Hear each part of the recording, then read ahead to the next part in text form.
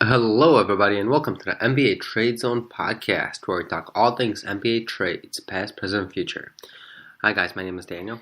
And I am Sebastian, and once again, in the spirit of the new year, we're going to do our New Year's resolutions for each NBA team. We did the East a few days ago, and today we're going to do the West. And we're going to continue the same format where we're going to start with the team who is last in the conference standings, and that right now is, of course, the Phoenix Suns.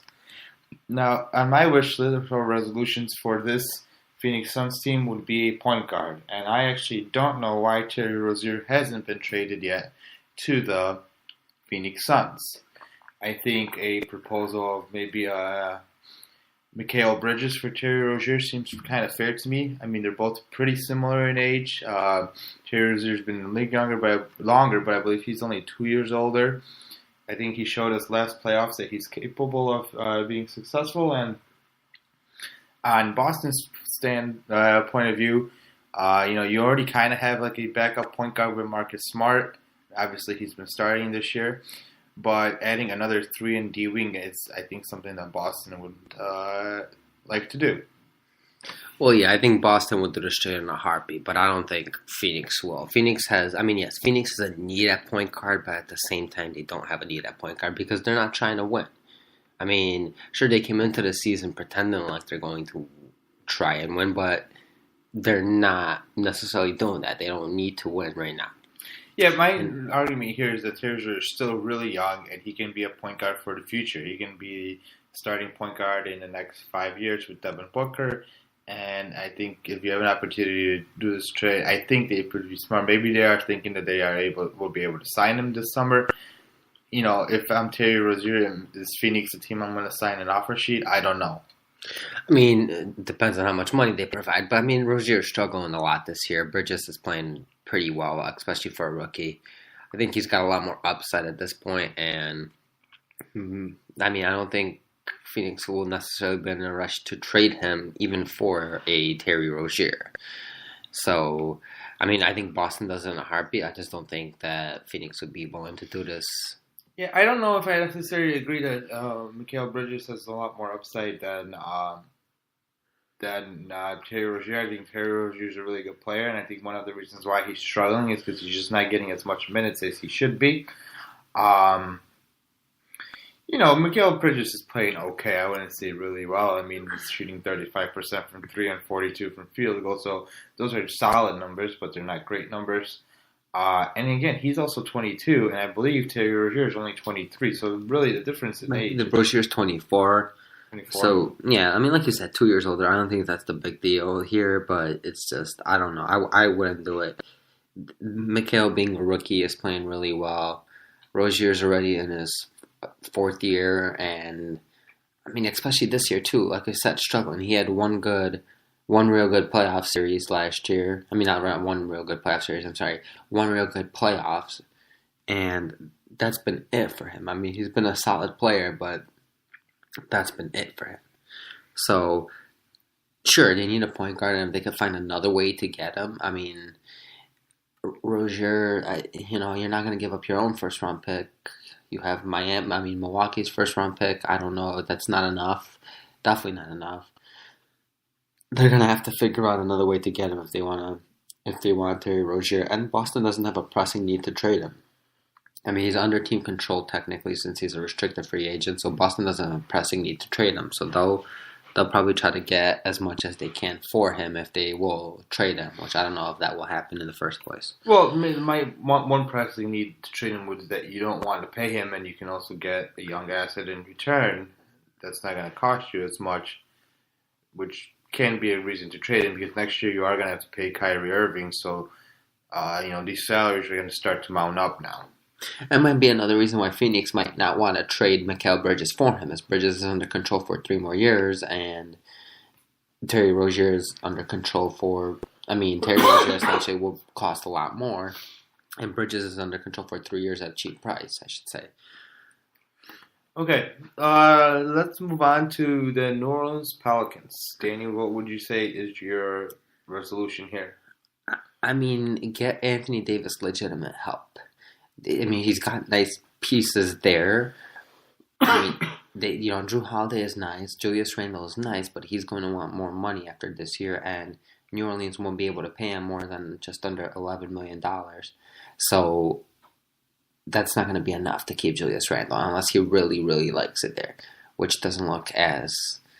I mean, which just legitimately, I'd rather take about $15 million a year than 11, especially because New Orleans isn't winning. So you got to get Anthony Davis some type of legitimate help. It's going to be hard. I mean, Bradley Beal probably won't be available as much as they'd want him to be, and even if he is, they don't really have as many pieces as they'd probably like to go get him. So it's going to be tough for them, and they're probably going to have to go to Cleveland route when Cleveland had LeBron the first time, where they're kind of just scrapping around, looking for scrap pieces and hoping that it works out. So yeah, I don't really see a good possible way for them to actually get legitimate help. So my resolution would be like, you know what, it's maybe time to give up on Anthony Davis, get the best deal that's out there, and just move on. Don't give up any more draft picks. Don't sacrifice your future. Move on. Make the trade in this during the All-Star game, because in my opinion, that's when you can get the highest value for him, because then you have Anthony Davis at least for a year and a half. Well, no, you have to wait. You have to wait to see whether he accepts the Supermax, and not only that, but you also have to wait for Boston to be available to make an offer. And right now, Boston can't even trade for him. Well, maybe for that reason, but it just doesn't seem like he's going to accept the Supermax. But you don't know that, and this is a player that you just literally have to wait for it to see whether it happens. What I don't want them doing is giving up any assets and any more assets, because it does not seem like Anthony Davis is going to stay. I mean, that's fine. I mean, but I just don't see any other way for them to get any more better help. Then they don't have any young players that you can trade for. Well, it's fine, but what I'm saying is you're going to get as much in return for him in the summer as you do for him No, but now. I just meant overall. I just don't see a way of them getting any help for him this year. I mean, yeah, I don't really either. It's going to be hard. Terry Rozier actually might be a decent option as that player. I don't know who they can throw at Boston to.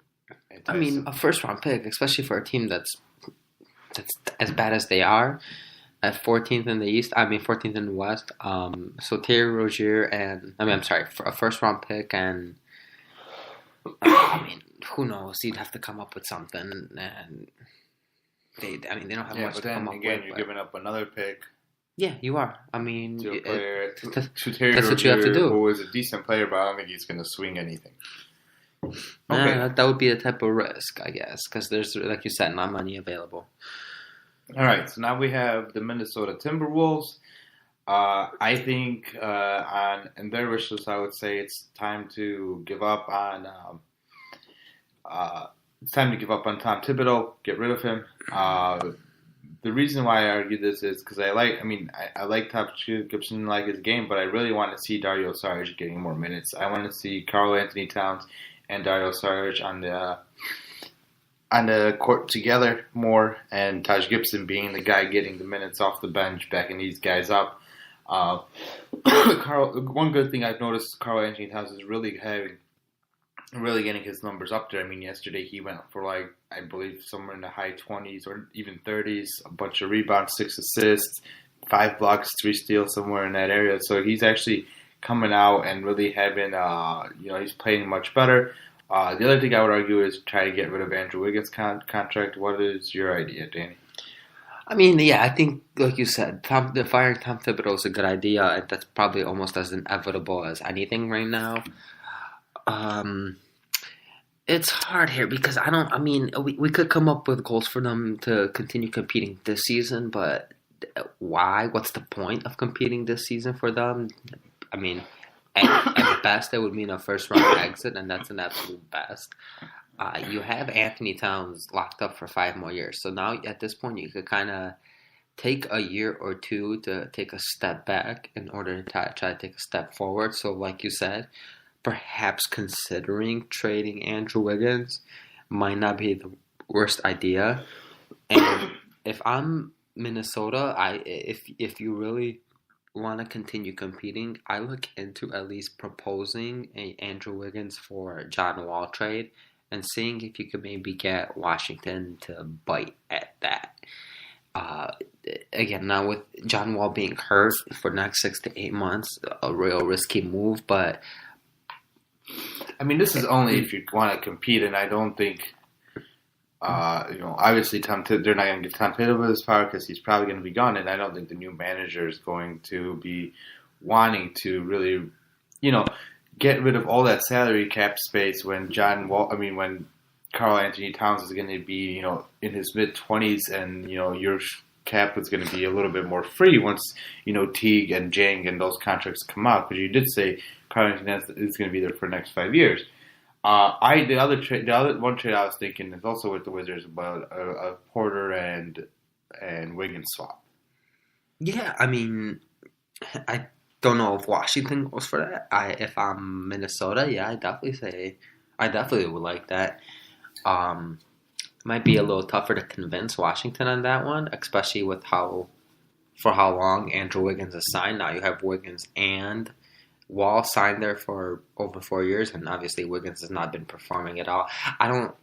Porter probably has been the better player too, at least more efficient player. So it's an interesting thought, but it would probably be hard to convince Washington to complete that trade, especially how bad Wiggins has shown to be. So, I mean, Minnesota's a hard team. I mean, you have Sarge there, you have Covington there, who maybe doesn't fit their timeline as well as you'd probably like, even though he is still fairly young. He's not as young as you'd like him to be. You don't have many building blocks there, so you just kind of have to continue drafting and hope that you kind of get lucky. I mean, that's about it. So you really just have to hope to get lucky and hope to get maybe perhaps a top 3 pick in this year's draft. I mean, with the draft lottery evening out the odds a little bit, maybe you get yourself in position where you could get a top 3 pick, and really hope that happens. That's literally the best they could do right now because they don't have many options on this team. Okay, next team we have is the Dallas Mavericks. Right now, they're fighting for a playoff spot. They had another pretty decent comeback against the Oklahoma City Thunder yesterday. I think, the best thing here would be start building around Luka Doncic in whatever way that is. I mean, obviously you don't have your pick from this year, so there's no reason to lose this year.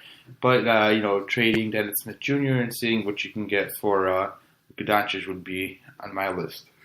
Yeah, and there's still a chance you have a first round pick. I mean, it's top 5 protected, so it's going to be pretty close for Dallas. Right now, they're not in the bottom 5 of the league. So, but again, I mean, that could really change real quick in terms of the draft lottery.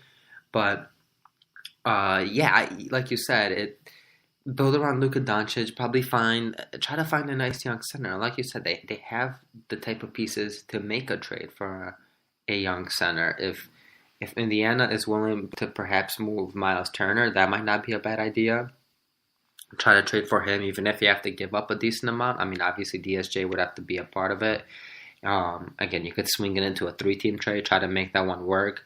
Yusuf Nurkic might be another much cheaper option that won't cost them as much if Portland's willing to trade him, because the way Zach Collins has been playing, I mean, he doesn't come at an expensive price.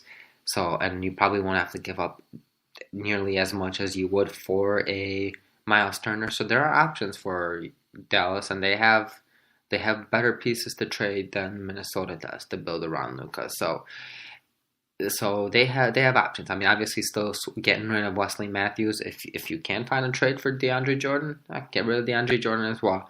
It doesn't seem very likely, especially because he is worth $24 million. But maybe a team will be willing to bite on that. Okay, so now we have the Utah Jazz.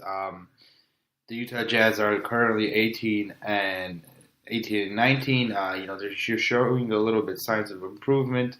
But as of right now, they're still, in the 11th spot in the West. But, any day they can actually go up if, they win a few games in a row.